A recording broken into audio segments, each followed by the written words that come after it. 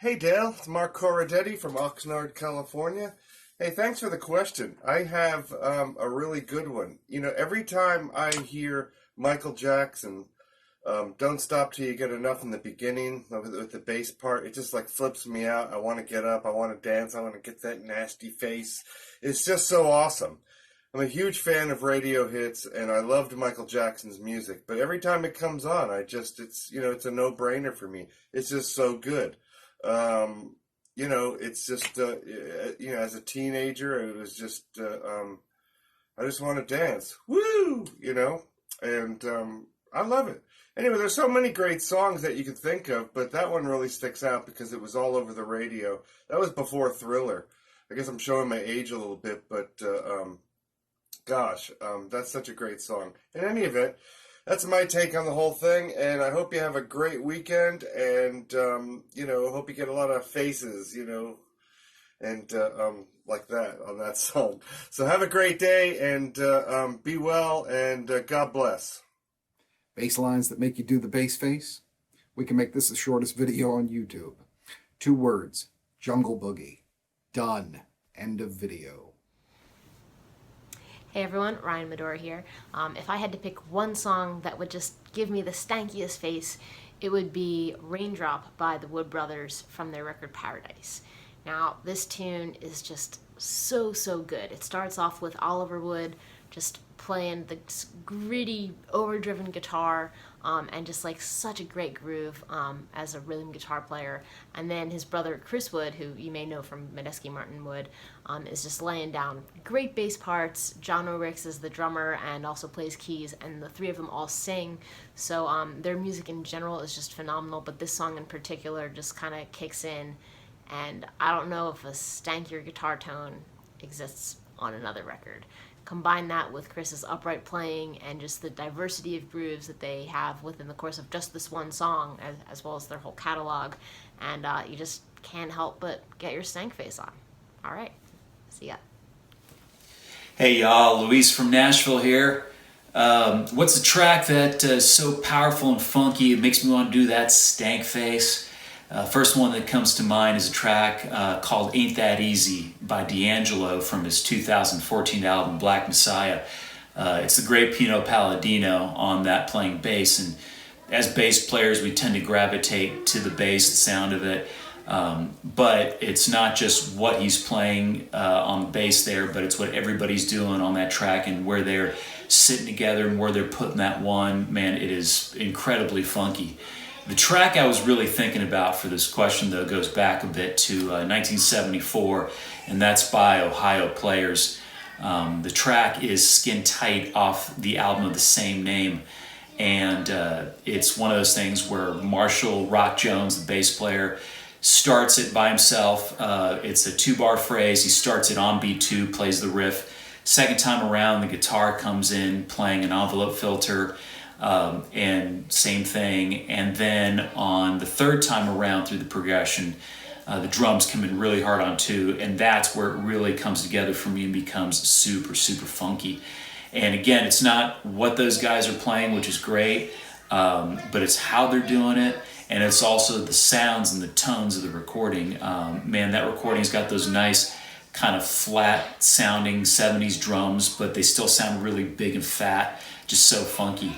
I found a YouTube clip of them promoting that song and playing it live on TV on the show The Midnight Special, hosted by Wolfman Jack.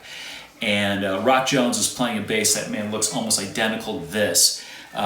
Maple board, P-bass, mocha finish with black pickguard. This is a 1977, but obviously his is older than that, but it was just one of those that just made me jump up and like immediately grab to this bass and just want to just play funky stuff on this bass. But man, that's my choice right there. It's such a great track. Check it out. Skin Tight by the Ohio Players from 1974. Again, great question. Dale, thanks again, man. Take care. We'll see you soon. Stellar funk tunes, huh? Well, that's not easy, and of course, like most of these questions, there's a million great answers, but I'll throw Squib Cakes into the mix. The great Tower Power with the amazing Rocco Prestia playing those crazy, funky 16th note lines that he's known for. Yeah, Squib Cakes, Tower Power. Hey, Bass Family Chat members, this is Roy Vogt again from my home studio in Nashville, Tennessee. And the question this week is, what song is so funky and powerful that every time you hear it, you make the bass face, or the stank face, whatever you want to call it. And, you know, for me, there's too many of them. I would just say the James Brown songbook. Man, whether it's I Feel Good, I Got You, which unfortunately we all get to play wrong in so many wedding bands and whatnot. If it's all the way from that to Get On Up, to Say It Loud, I'm Black and I'm Proud, all of those tunes, man, that's the motherlode of funk. So that is a way for me to get the stank face easier than anything. So once again, if you haven't listened to some James Brown lately, listen to some now. It'll do you good. Wow. This one I struggled with. There's so many songs where the bass line, or actually the whole band, is either so funky or it's just such a nasty groove or it's powerful that I'll make that face. But I can narrow it down to two. One, I'm sure other people mentioned Tower of Power, but there's a song that's not as well known called Credit. And it was on the album Power, which is not, like, you can't really find it even on streaming services, but you can see a live performance of it on YouTube. Tower of Power did it. But the bass line that Rocco plays is so creative on the chorus, and it just makes me do that face. So if you haven't checked it out, please check out Credit by Tower of Power. Search YouTube. If you're lucky enough to have the original recording Power, hold on to it, because I had it on cassette. My cassette player ate it, never could replace it, and I miss not having that album. The other one's the other one's more of a, I don't want to say more of a, but the band is so tight, the groove is so powerful, and it's by Harry Connick Jr. The album was called Star Turtle. The song is called How Do Y'all Know?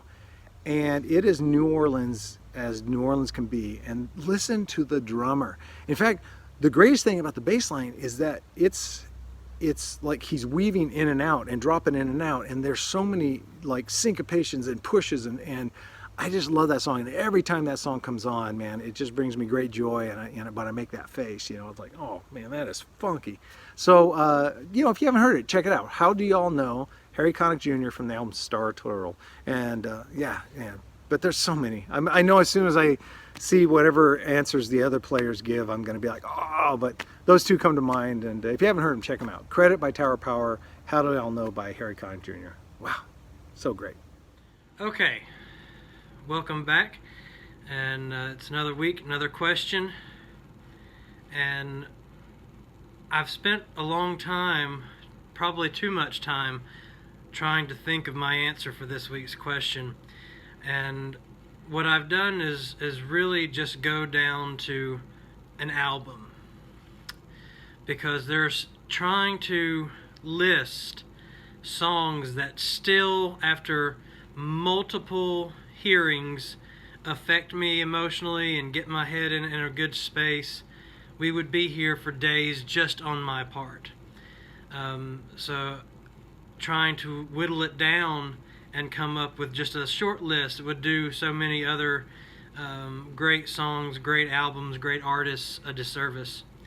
So my choice is the 2-volume Deep End album by Government Mule. The original bass player for Government Mule, Mr. Alan Woody, has been mentioned on this channel and in these Q&As already. And when he passed away, rather than just getting a new bass player and going into the studio and making another album, they wanted to take Warren and the gang wanted to take a moment to really honor their fallen comrade.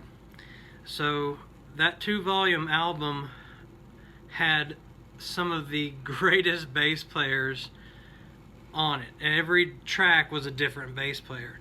So he had Jack Cassidy, Jack Bruce, John Entwistle, Flea, Willie Weeks, Larry Graham, Bootsy Collins, O'Teal Burbridge.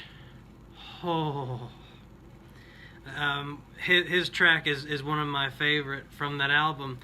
But I'm picking this album, this 2-volume album, because even though you have a constant guitarist, singer, and drummer, by changing the bass player, it's like a different band every song, and so many of them put their imprint on that track, and they have such a lush and creative expression.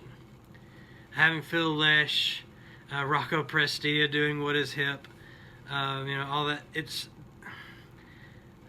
I could go, like I said, I could go on for days listing artists and songs and albums that still do it for me and still have such a uplifting impact no matter how many times I've heard it.